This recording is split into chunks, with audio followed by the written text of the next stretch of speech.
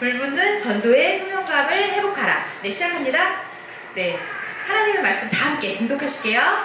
그때 그 사람 중에 하나가 부젓가락으로 제단에서 집은 바 흰 숯을 손에 가지고 내게로 날아와서 그것을 내 입술에 대며 이르되 보라, 이것이 내 입에 닿았으니 내 악이 제하여졌고 내 죄가 사하여졌느니라 하더라.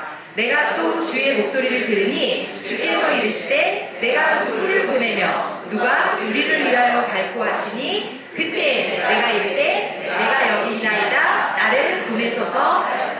네, 아멘. 본문 말씀은 이사야가 하나님의 첫 부르심 앞에 그 소명에 바로 순종하지 못하고 주님, 제 입술은 부정하여서 하나님의 말씀을 대언하는 선지자로 쓰임받을 수 없습니다 라고 거절을 합니다. 그때 하나님께서 그 음성을 들으시고 바로 스랍천사를 보내서 그 입술을 그 제단에 핀 숯으로 지져주세요. 그리고 내 입에 악이 제하여졌다고 선포해 주십니다. 그 선포와 함께 우리 이사야가 주님, 내가 여기 있나이다 나를 보내소서라고 고백을 하는 그런 장면인데요. 6월은 호국 보훈의 날인 거 다 아시죠? 그리고 순교자 기념의 날이기도 합니다. 그래서 이 순교자 기념일을 두고 제가 두 분의 선교사, 우리나라에 오셔서 순교한 두 분의 선교사를 소개해드릴까 해요. 그 첫 번째로 존 헤런 선교사예요. 존 헤런 선교사는 1885년 미국 북장로교에서 우리 조선이라는 땅에 최초로 파송한 의료 선교사입니다. 먼저 영상 한번 보시고 이어갈게요. 존 헤런 선교사는 테네시 의과대학을 개교한 이래 최우수 성적으로 졸업한 청년이었다. 테네시 의과대학에서는 그에게 모교에 남아 교수가 되어 후배를 양성해 줄 것을 권유했다. 그러나 존 헤런 선교사는 학교와 당국과 스승의 권유를 뿌리치고 뉴욕대학교 의과대학으로 가서 공부를 했다. 그는 자신의 인생을 의료 선교사로 바치기를 원했기 때문이다. 그러던 어느 날 부흥회에 참석하게 된 그는 하나님의 음성을 듣게 된다. 이제 준비가 끝났으니 땅 끝으로 가라. 하나님의 음성을 들은 그는 극동아시아의 한 작은 나라 코리아의 의료 선교사로 갈 것을 결심한다. 마침내 그의 부인 해리어트와 함께 1885년 6월 21일에 제물포항으로 입국을 하였다. 존 헤론은 광해원에서 알렌과 함께 수많은 환자들을 치료하고 섬겼다. 광해원에 오는 환자들은 일반적인 환자들이 아니었다. 당시 조선 사람들은 선교사들을 서양 귀신이라고 오해를 하였고 어지간한 병자들은 오지 않았다. 죽음을 목전에 둔 사람들만 광해원의 의료 선교사를 찾아왔다. 더구나 콜레라라는 전염병이 창궐하여 한양 땅에서만 하루에 수백 명씩 죽어나가던 때였다. 그때 존 헤론은 밤낮을 가리지 않고 환자들을 돌보며 치료하였다. 그러다 본인도 감염이 된 사실을 몰랐다.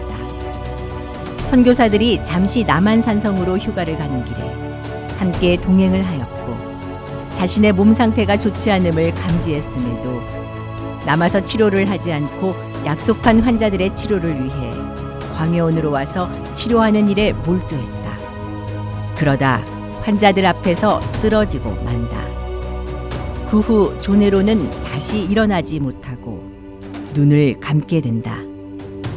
1890년 7월 26일 그의 나이 34세, 젊은 아내와 두 딸을 이 땅에 두고 그는 하늘나라로 갔다. 존 헤론은 그렇게 양화진에 묻힌 첫 선교사였다. 그는 눈을 감으면서 그를 둘러싸고 있는 선교사와 가족들을 바라보며 환한 미소를 지으며 이런 말을 남긴다. 여러분, 한국과 한국 사람들을 더 뜨겁게, 더 사랑하고 싶습니다. 다시 태어나도 나는 다시 조선 땅으로 올 것입니다. 지금까지 나를 사랑해주고 도와준 분들이여 진심으로 감사합니다.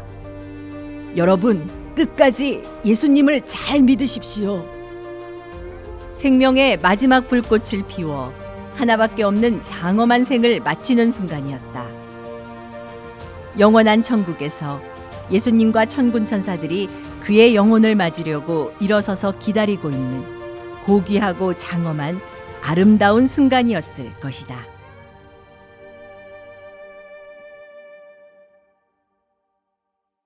네. 네. 참으로 저희도 이 영상을 만들면서 또 제작하고 저희가 보면서 되게 많은 감동을 받았어요. 네. 조혜련 선생님은 본인이 그 스펙과 스토리를 쌓은 그 모교에서 교수가 되어서 그들의 후배들을 양성하는 것만으로도 충분히 하나님의 영광을 나타내는 그런 길이었을 텐데요. 왜 그 평탄하고 그 순조로운 길을 두고 명예로운 길을 두고 하나님의 그 음성을 듣고 어느 우연히 참석한 그 부흥에서 그 하나님의 음성을 듣고 어딘지도 모르는 이 작고 작은 나라 조선이라는 땅으로 파송되어 올 수밖에 없었을까요? 무엇이 그를 그렇게 순종할 수밖에 없게 했을까요? 그것은 바로 하나님의 부르심입니다. 저희는 그 부르심을 홀리, 소명이라고 하는데요. 그럼 대체 소명이 무엇이기에 내가 그동안 살았던 그런 모든 생각을 내려놓고 우리가 하나님 앞에 순종할 수밖에 없는 그런 사람이 되는 걸까요? 소명은 보편적인 의미로는 우리가 일반적으로 임금이 신하를 부르는 명령을 말합니다. 그리고 기독교적인 의미로는 하나님께서 하나님의 일을 하게 하기 위해서 사람을 부르시는 일, 부르심을 받는 일을 말합니다. 그런데 이 소명에는 몇 가지 특징이 있어요. 제가 오늘 3가지로 정리해 볼 텐데요. 여기에 있는 우리 전도자분들이 다 소명받으신 분이라는 걸 마음에 딱 중심에 두시고 저 선교사들은 하나님의 그 특별한 부르심에 타국에 와서 본인의 선교 사명을 감당한 것이고 우리 여기에 모이신 우리 전도자분들은 이 대한민국, 이 세해대교에서 구별된 정도로 특별한 부르심을 받은 그 소명자들인 것을 딱 오늘 여기다 새겨놓으세요. 콜링받은 자라는 걸 잊지 마시고 오늘 그 자부심을 갖는 그 자부심을 가지고 하나님의 자존심을 세워드리는 그런 세해된 전도자분들 되셨으면 좋겠습니다. 네, 소명의 첫 번째 특징은 우리가 선택하지 않았다는 겁니다. 소명은 하나님의 그 강권적인 부르심에 하나님의 은혜 가운데 저희가 선택되었다라는 거예요. 그래서 그 하나님이 선택했기 때문에 그 소명감을 저희가 갖고 싶어서 갖는 것이 아니라 하나님께서 우리에게 주는 자와 받는 자만이 아는 그 특별한 부르심에 두렵고 떨림의 은혜를 우리 안에, 우리 심령에 확신이라는 걸로 주십니다. 여기 있는 분들 분명히 그 확신의 강도의 차이지 확신이 있기 때문에 오늘 여기에 계신 거예요. 아니라 그러면 굳이 그 힘든데 세상 가운데 팬데믹 가운데 엔데믹 가운데 우리가 왜 그런 세상의 여러 가지 시선을 넘어서 이런 순종을 하겠습니까? 분명히 하나님께서 불러주셨기 때문에 우리 내면에 그 확신이 있다는 거 자부심 가지셨으면 좋겠습니다. 네, 소명의 두 번째 특징은 이거예요. 하나님이 반드시 불러주셨어요. 그런데 모든 부르심을 받은 사람이 첫 번째 바로 주님 내가 여기 있나이다 나를 보내소서 한 사람 한 사람도 없었다라는 거예요. 위로를 받으세요. 네, 모세도 저는 입술이 아드나여서 능력이 없어서 절대로 하나님의 선지자로 쓰임받을 수 없습니다라고 했고요. 그리고 예레미야는 너무 이른 나이에 부름을 받아서 나는 어린아이와 같다고 절대로 쓰임받을 수 없고 하나님의 권위를 나타낼 수 없다고 예레미야도 그런 고백을 합니다. 그리고 우리가 다 아는 기드온, 네, 부르심을 받아놓고도 정체성이 없었고 겁이 많아서 하나님의 명령에 온전히 순종하지 못한 기드온 또한 저는 겁이 많아서 안 됩니다라고 고백을 했습니다. 그리고 이사야도 좀 전에 말씀드린 것처럼 입술이 부정적이어서 절대로 하나님의 말씀을 대언하는 대언자가 될 수 없습니다라고 우리가 아는 이 성경의 위대한 선지자들도 하나님의 첫 부르심에 모두 다 순종하지 못했다는 거예요. 위로를 받으셨으면 좋겠습니다. 네. 그리고 이들이 하나같이 하나님의 첫 부르심 가운데 순종하지 못한 이유는 거룩한 부담감과 두려움 때문이에요. 저희도 그렇잖아요. 내가 어떤 환경과 상황이 이런데 지금 순종할 수 없는데 여러 가지 이유들로 우리도 순종할 수 없는 거잖아요. 그것이 바로 거룩한 두려움과 부담감입니다. 네. 그런데 하나님은 그런 우리들을 그래? 네가 내가 불렀는데 네가 거절을 했어? 알았어. 딴 사람 알아볼게. 절대 그러신 분이 아니에요. 하나님은 신실하신 분이에요. 우리를 태초부터 구원받을 수 없는 백성으로 택하신 분도 하나님이시고 우리의 머리털까지 세신 바 되신 분이 하나님이세요. 그 부른 그 사람이 순종할 수 있게끔 끝까지 인내하고 기다려주고 불러주세요. 모세가 5번 이상 거절한 거 아시잖아요. 그래서 하나님이 2번째 부르십니다. 그리고 3번째도 불러주세요. 강력하게 표징을 가지고 찾아오세요. 거절하지 못하도록. 모세에게는 지팡이가 뱀이 되는 그런 표징을 주셨고요. 그리고 우리 기드온, 겁쟁이 기드온, 의심 많은 기드온에게는 반복적으로 내 부르심이 맞는지 하나님한테 묻는 그 양털의 표징을 계속 답을 주십니다. 인내하시고. 그리고 우리 이사야에게는 그 그 수납천사를 보내서 그 활활 타오르는 제단을 핀수술로 입술을 지져주시면서 항거할 수 없는, 불복할 수 없는 강한 표징을 가지고 찾아오셔서 결국은 이들이 하나님 앞에 주님 내가 여기 있나이다 나를 보내소서라고 고백하는 하나님의 순종의 사람으로 불복하고 항복하는 사람으로 하나님께서 이들에게 고백을 받으십니다. 반드시 그 고백을 주여 내가 있나이다 나를 보내소서, 나는 연약하고 부족하지만 주님이 쓰시겠다고 하면, 주님이 나를 통해서 일하시겠다고 하면 내어드리겠나이다는 고백을 하시고, 이분들만 하신 거 아니잖아요. 저도 제가 그때 말씀드렸죠. 총총무도 아니고 전도총무 하려는데 할 수 없는 이유를 10가지나 대면서 내가 할 수 있는 걸 하겠다고 하나님께 우겼어요. 총총무님 서포트하는 사람만 하겠다고. 그리고 저는 물질을 주세요. 근데 결국은 하나님 앞에 하나님이 만들어 놓은 환경에 제가 순종하고 어느새 여기 이 자리에 서 있고요. 오늘 이 자리에 있는 우리 총총무님들 그냥 자리 메꾸려고 세워진 거예요? 아닙니다. 그렇게라도 불러야지 네가 순종하기 때문에 그런 상황을 만들어 주신 거예요. 그리고 오랫동안 이 앞에 계신 우리 탄탄한 오랫동안 전도 총총무 하신 분들 하나님의 그 특별한 부르심 때문에 아직까지도 총총무를 하시면서 오랫동안 스펙을 쌓았으니 나의 어떤 노하우로 총총무를 한다. 아니요. 한 분도 그런 분이 안 계세요. 제가 월요일부터 우리 총총무님들 지금 면담을 하고 있거든요. 감동의 도가니입니다.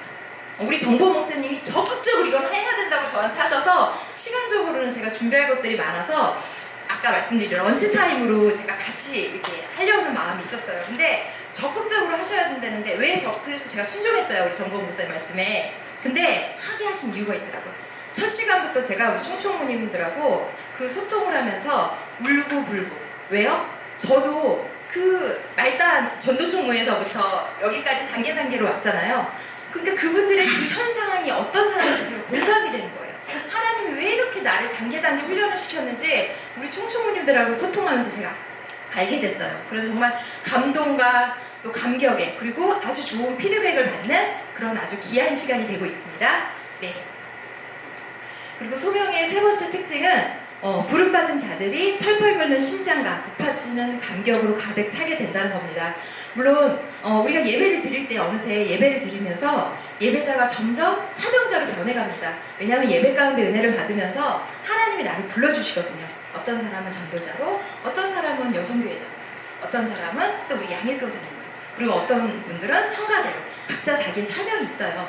목사님은 똑같은 말씀을 선포하시는데 내 마음을 건드려서 왜 자꾸 저 말이 내게 들리지? 왜 내가 전도를 해야 되지?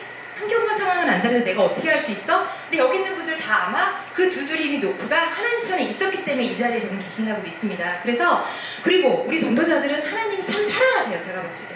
제가 쭉 걸어온 길을 봤을 때 정말 사랑하시고 우리가 하나님을 신실한 하나님으로 믿을 수 있는 믿음의 사람으로 키워가시고 전도를 통해서 종재되었던 우리들을 대접으로 그리고 냉면기로 그리고 보울로 점점 키워가시는 것을 경험하는데 그건 하나님 또한 우리를 믿어주시고 신뢰하신다는 거거든요. 그래서 정말 하나님은 전도자를 사랑하신다. 그래서 예배 가운데 우리가 은혜를 받다 보면 우리 전도자들은 막 우리 정보 목사님 요새 앞자리 앞다투어서 앉으라고 하시지만 그거 아니어도 앉으시는데 더 앞다투어서 앉으시는 것 같아요. 근데 얼굴을 보면 하얀같이 빛나시고 이 은혜를 받고 있는 것이 그 눈에서부터 그게 보여요. 그리고 예전에 그분이 예배드리던 그 모습을 보았을 때랑 지금 올해 총총무가 되셔서 은혜 받는 모습이랑 제 눈에는 다르게 보이는 거죠. 네. 왜? 하나님이 세상 가운데 우리가 복음을 전달해야 되는데 보이지 않는 하나님을 보이는 하나님처럼 복음을 전달해야 돼. 우리는 복음의 마케터들이에요. 그러니 어떻게 은혜 없이 그것들을 할 수 있겠어요? 은혜를 할 수 있게 특별한 그 은혜, 특별한 부르심과 특별한 은혜로 우리에게 그 은혜를 주신다는 거죠. 그러니 뜨거울 수밖에 없습니다. 그리고 이렇게 뜨겁게 받은 그 은혜를 가지고 어느덧 우리가 우리 몸된 교회, 세된 교회의 부흥을 위해서 그리고 우리 목사님과 함께 발맞추어서 하나님 나라의 확장을 위해서 쓰임받는 그런 전도자, 귀한 전도자들이 되어가고 있습니다. 그리고 우리가 또 하나 정말 이렇게 특별한 은혜 가운데 저희가 이 은혜를 받을 수밖에 없는 것은 정말 우리 모두 다 사랑하는 위대하신 우리 담임 목사님이 계시기 때문이에요. 우리 목사님은 백악교회 시절에서부터 그 첫사랑과 첫 부르심의 첫 소명을 잊지 않으시고 그리고 모든 하나님이 주신 사역 가운데 일사각오의 정신으로 달려가시는 분이에요. 멈추지 않으시고 계속적으로 지속적으로 정말 우리에게 감동을 주시는 주일 저녁에도 그 모든 상황을 보셨잖아요. 얼마나 감동적이세요. 나를 세우지 않고 한국교회를 위해서 아낌없이 내 생각을 내려놓고 하나님 원하신 대로 순종하시는 분, 정말 감동 있는 그 목사님이 우리에게 하나님의 말씀을 대언하시는 설교자이고 그분이 우리를 목양해 주시는 목사님이세요. 그렇기 때문에 우리가 그 특별한 은혜를 하나님에게 은혜 받겠다고 전도자의 정체성을 가지고 그 자리에 앉아있을 때 강권적으로 받을 수밖에 없습니다. 우리 전도자들에게는 하나님이 이렇게 특별한 사랑으로 찾아와 주세요.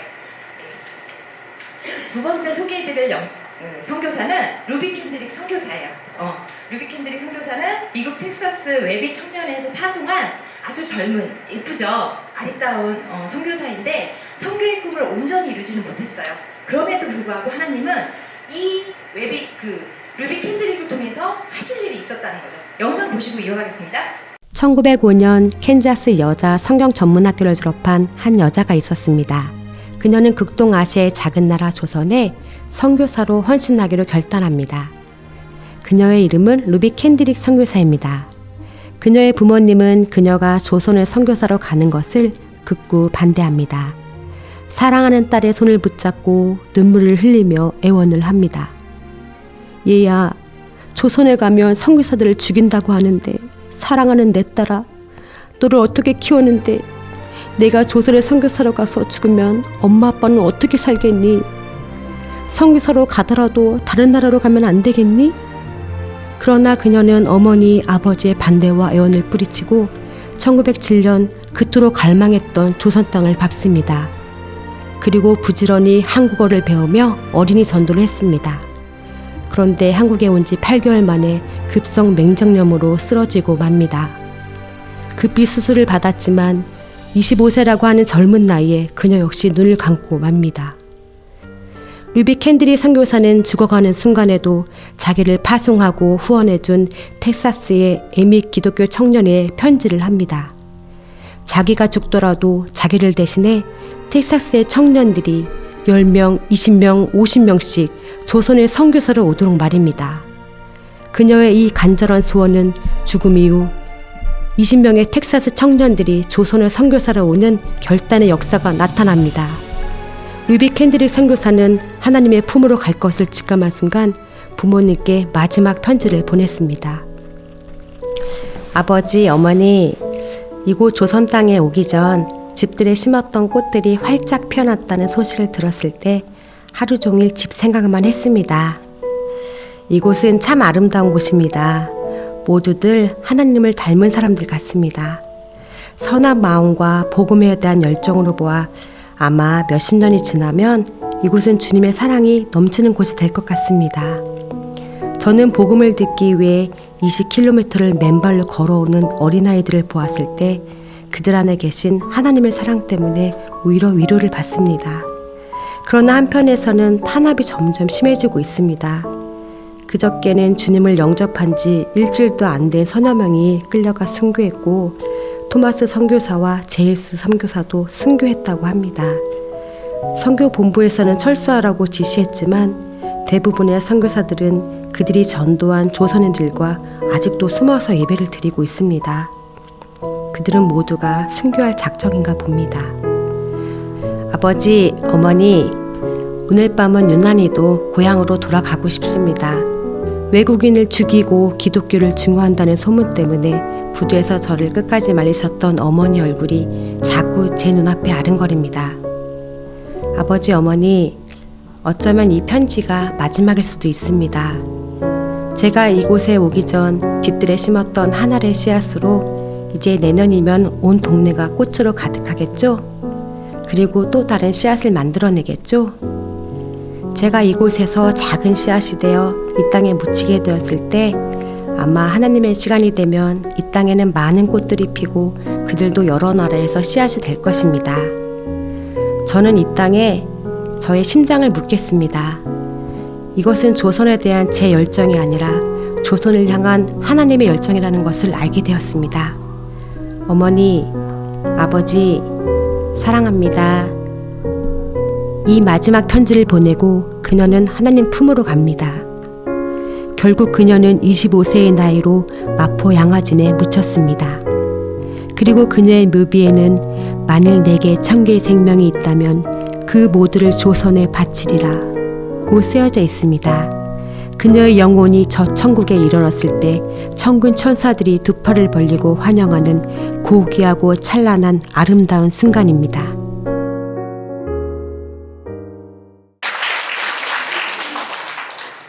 루비 캔들이 또한 하나님의 그 강력한 부르심에 거절하지 못하고 그 젊은 나이에 부모님을 기도하고 정말 어딘지도 모르는 조선이라는 이 땅에 와서 그녀는 25살이라는 꽃다운 나이에 하나님 품으로 가게 됩니다. 저도 이런 생각을 사실 했어요. 우리는 왜 그렇게까지 결단할 수 없는 상황에 결단을 하게 하시고 하나님 불러주셨으면 좀 더 선교 환경을 잘 만들어서 그녀가 선교를 잘할 수 있도록 그런 스토리를 주시지 고작 8개월 쓰시겠다고 그녀의 목숨을 앗아가셨을까? 우리는 그런 생각을 할 수 있습니다. 맞습니다. 우리 이성으로는 그렇게 생각할 수 있는데 결국 그녀가 이 땅에 와서 헌신한 그 작은 생명의 씨앗 때문에 작은 생명의 씨앗이라고 할 수가 없죠. 거룩한 그 생명의 씨앗 때문에 결국 그녀가 남긴 유언처럼 이 소망이 있는 하나님의 비전이 보이는 이 대한민국에 많은 선교사들을 보내달라고 한 그녀의 요청에 정말 많은 젊은 선교사들이 오게 되었습니다. 그리고 그 젊은 선교사들이 온 덕분에 이 대한민국이 지금은 15,000명 이상의 선교사들을 해외로 파송하는 그런 선교 국가가 되었어요. 네. 루비 캔들이 지금 마지막에 고백한 그 고백 한번 보여주시겠어요? 네. 만일 내가 천개의 생명이 있다면 이 모두를 조선에다 바치리라. 이것은 인간 루비 캔들이 아닌 하나님의 불붙는 소명감을 받은 그 순종한 하나님의 사람이 결국 그 죽음의 목전에서 하나님의 감동으로 고백한 거룩한 고백이라고 할 수밖에 없습니다. 오늘 우리가 이 순교자 기념일을 맞이해서 존 에론 그리고 루비 캔들릭의 그 영상을 같이 시청해보는 시간을 가졌는데요. 우리가 어떠한 순종을 한다고 해도 우리는 이분들의 어떤 발자취조차도 우리는 순종할 수가 없습니다. 왜냐하면 우리는 순교할 수 있는 기회를 안 주시잖아요. 우리는 이 대한민국 아름다운 땅에 살고 있거든요. 그러나 이것은 우리가 할 수 있습니다. 우리의 환경과 상황을 뒤로하고 그 환경과 상황을 뚫고 우리 루비 캔들릭이 말했던 것처럼 한나의 땅에서 복음의 꽃을 피우는 걸 그 어린아이의 눈동자를 보고 봤다고 했잖아요. 그녀의 예언 같은 유언처럼 우리가 이 환경과 상황을 뚫고 지금 엔데믹 가운데 아직도 회복돼야 된다고 하지만 그 모든 것을 뒤로하고 이들의 정신을 기려서 우리가 현장에서 복음을 전하는데 솔선수범은 분명히 할 수 있다고 봅니다. 우리 세대교회의 가장 큰 장점은 우리 목사님이 무슨 말씀을 딱 선포하시면 하나님이 운행하시기 때문이죠. 목사님이 선포하시면 우리 성도들은 그대로 아멘을 해요. 정말 우리 목사님이 위대하신 것처럼 목사님이 우리를 잘 양육해 주셔가지고 우리 성도들도 참 위대합니다. 우리 아까 목사님 뭐라고 하셨죠? 한 전도단만 전도하지 말고 한 영혼씩 데리고 오자. 네. 그 교회 가셔서 이제껏 전도하셨던 분들 열심히 하시는 거 맞죠? 열매 있으면 데리고 오시는 게 맞지만 하지 않으시는 분들한테 이게 그 한 영혼을 전도하는 것이 어떤 기쁨을 주는지 한번 경험해 보게 하세요. 반드시 경험할 때 하나님이 예비하신 그 영혼을 거둬온 그 전도자는 그 전도회원 영혼도 살리지 내 영혼이 삽니다. 그 경험을 오늘 이 자리에 모이신 우리 전도자분들이 각 교구에 가셔서 한 분씩 하게 하는 그런 계기가 되셨으면 좋겠습니다. 네. 그리고 우리는 이 선교사들처럼 본국을 떠나서 부모님을 뒤로하고 자녀와 부인을 두고 혼자 가서 외롭게 사명을 감당하지 않아요. 우리 세대교회는 세대교회 전도자들이 모두 함께 원팀을 이뤄서 합력해서 선을 이루는, 그리고 우리 목사님 말씀하신 골드오션이 열렸고 2023 유어게인 뉴 블레싱의 축복을 받는 세대교회 세대된 전도자들이 반드시 되시고 우리가 연말에는 모두 다 영광의 주인공 되게 하실 줄 믿습니다. 네, 감사합니다. 오늘 제가 준비한 시간은 여기까지고요.